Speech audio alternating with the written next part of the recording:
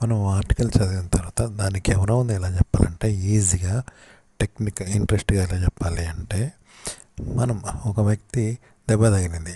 అప్పుడు ఆ దెబ్బ రక్తం తుడుచుకుంటూ పోతున్నాడు. ఒక్కొక్క ఆకుతోటి అనుకుంటూ పోతున్నాడు. పోయినాక కొంత దూరం పోయాక గాయం మానిపోయింది. అంటే అది మందులాగా పనిచేసింది కానీ ఆయనకు కూడా తెలియదు.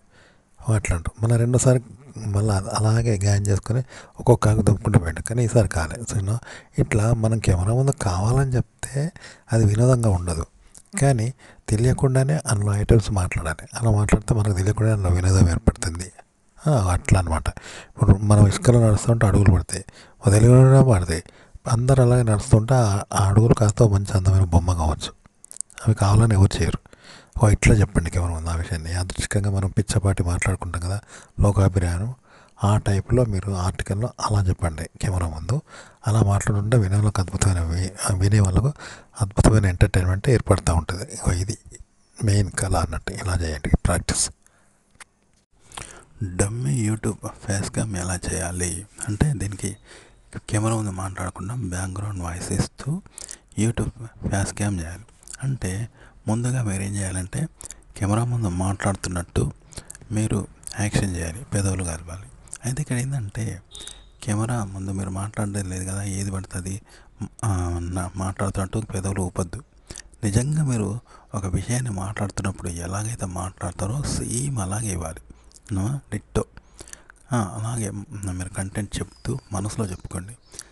ఇప్పుడు ఏంటంటే లైవ్లో కొంచెం మనిషి తడబడతాడు, ఎందుకంటే పట్టు ఉండదు కాబట్టి తడబడుతూ ఉంటాడు. మనసులో ఆలోచనలో కంటెంట్ చెప్తూ మనం మాట్లాడాల్సి ఉంటుంది, వీడియో చూసుకోవాల్సి ఉంటుంది.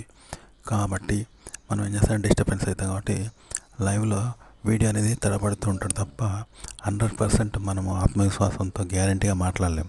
కాబట్టి భయపడుతూ ఇట్లా ఇబ్బంది పడుతూ మాట్లాడతాం. అలాగే మాట్లాడాలి వీడియోలో. అలాగే మాట్లాడుతూ ఉండాలన్నమాట. దీనిలో పట్టు ఉండదన్నమాట. మనిషికి నేల మీద ఉన్న పట్టు నీళ్ళల్లో ఉండదు కదా, ఆ విధంగా అనమాట. మన లైవ్లో పట్టు ఉండదు, బయట మాట్లాడినట్టు అలాగే మాట్లాడాలి. పట్టులు ఏ విధంగా లేకుండా నువ్వు ఎట్లయితే మాట్లాడతావో లైవ్లో అలాగే మాట్లాడాలి వీడియోలో. అలాగే బ్యాక్గ్రౌండ్ వాయిస్ అనేది ఇంట్లో కొంచెం తర్వాత ఇస్తాము, ఇలా డమ్మీ ఫేస్ క్యామ్లో. ఇది కూడా అంతే అన్నట్టు.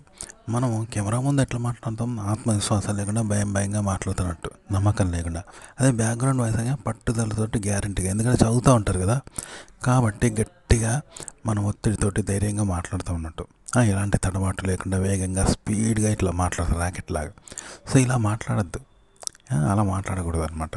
నువ్వు కెమెరా ముందు ఎలా అయితే భయపడుతావు వీడియోలో ఫేస్ క్యామ్లో మాట్లాడినావో సేమ్ అలాగే మాట్లాడాలి లైవ్లో. ఇక్కడ కూడా కెమెరా ఇది లైవ్ కాదు కదా, ఫేస్ క్యామ్ కాదు కదా, బ్యాక్గ్రౌండ్ వాయిస్ అని నువ్వు చదువుకుంటూ పోయినట్టు ధైర్యంగా చెప్పొద్దు. సేమ్ నువ్వు కెమెరా ముందు బయట ఫేస్ క్యామ్లో ఎలా అయితే వాయిస్ ఇస్తావో అలాగే తడబడుతూ ఆత్మవిశ్వాసం లేకుండా ఇవ్వాలి. అంటే ఇప్పుడు చెప్పాను కదా, నీళ్ళల్లో బలం ఉండదు, భూమి మీద ఉన్న బలం నీళ్ళల్లో ఉండదు కదా. అట్లనే లైవ్లో ఉన్న బలహీనత అనేది బ్యాక్గ్రౌండ్ వాయిస్లో ఉండదు. కాబట్టి ఇక్కడ బ్యాక్గ్రౌండ్ వాయిస్ ఇచ్చేటప్పుడు లైవ్లో ఎలా అయితే బలహీనంగా వాయిస్ మాట్లాడతావో అలాగే రియాలిటీగా జెన్యున్గా అలాగే మాట్లాడాలన్నమాట. ఇది బ్యాక్గ్రౌండ్ వాయిస్ కదా అని రఫ్గా పోవద్దు, ధైర్యంగా చెప్పొద్దు. ఓకే, మళ్ళీ లైవ్లో ఉన్నట్టే మాట్లాడాలి. ఇక్కడ మాట్లాడితే ఆ లైవ్ లాగా తీసిన వీడియోకి ఈ బ్యాక్గ్రౌండ్ వాయిస్ కూడా లైవ్గా మాట్లాడినావు కదా, ఈ రెండు సింక్ అవుతాయి. కాబట్టి బ్యాక్గ్రౌండ్ వాయిస్ కూడా లైవ్లోనే మాట్లాడు, తెచ్చిపెట్టుకొని నటించి చదువుతూ పోకు. బ్యాక్గ్రౌండ్ వాయిస్ కూడా సేమ్ లైవ్లోనే ఇవ్వు. ఓన్లీ వాయిస్ అయినా లైవ్గానే ఇవ్వు, అంటే ఫేస్ కెమెరా లైవ్ కదా వాయిస్, అలాగే ఇవ్వాలి. అలాగే వీడియో చేసేటప్పుడు కూడా లైవ్గానే ఇవ్వాలి. ఇది వాయిస్ లేదు కదా, కేవలం వీడియో లేదా పెదవులు గడపడం అని మనం ఇష్టం ఉన్నట్టు రఫ్గా ఇవ్వద్దు, ధైర్యంగా ఇవ్వద్దు. అట్లా ఇస్తే ఇది సింక్ కావు. కాబట్టి రెండు లైవ్గా చేయాలి, వేరైనా వీడియో లైవ్గానే చేయాలి, వాయిస్ ఓవర్ బయట ఇచ్చేది లైవ్గానే చేయాలి. ఇట్టు అలాగే ఉండాలి. చేస్తే అప్పుడు సింక్ అవుతుంది. అలాగే మీరు కొంచెం లాంగ్ షాట్ తీసుకోవాలి, వీడియో లాంగ్గా తీయాలి, దూరంగా ఉండాలి కెమెరాకు. అప్పుడు ఆడియన్స్ గుర్తుపట్టలేరు అనమాట. ఇది ఈజీగా ఉంటుంది అంటూ ప్రక్రియ. ఎవరికైనా డిస్టర్బెన్స్ అయ్యి ఫేస్ క్యామ్ చేయలేని వాళ్ళు ఇలా చేసుకోవచ్చు అంటూ. అద్భుతంగా మంచిగా ఉంటుంది, ఈజీగా ఉంటుంది, ఆడియన్స్ గుర్తుపట్టరు. ఎందుకంటే ఇప్పుడు మనం ఉన్నాం అనుకో, ఒక ఊళ్ళో ఒక బంగ్లాలో దయ్యం ఉన్నది, చీకట్లో ఉన్నాం, ఒంటరిగా బాగా భయపడతాం. కానీ అదే బంగ్లాలో 10 మంది ఉంటే భయపడతామా? అప్పుడు డేర్ చేస్తాం కదా, యాడుతుంటే అనగలుగుతాం. కానీ మళ్ళీ ఆ 10 మంది పోతే భయపడతాం కదా, ఉండగలుగుతావా? అట్లనే లైవ్ అనేది ఇలాంటిది. ఎవరు లేనప్పుడు ఒంటరిగా ఉంటాం, మనం ఎట్లయితే భయపడతామో అలా లైవ్లో వాయిస్ కానీ వీడియో కానీ అలా భయపడుతూ చేస్తాం. కాబట్టి ఈ డమ్మీ దాంట్లో కూడా వాయిస్ ఓవర్ కానీ వీడియో కానీ ఇలాగే చేయాలన్నమాట. లైవ్లో ఎట్లయితే భయపడతామో అలా తడబడుతూ ఆత్మవిశ్వాసం లేకుండా ఉంటామో అలా చేయాలి. అంతేగాని ఇప్పుడు ఎవరు లేనప్పుడు భయపడేవాడు కూడా అందరు ఉన్నప్పుడు ధైర్యం చేస్తాడు.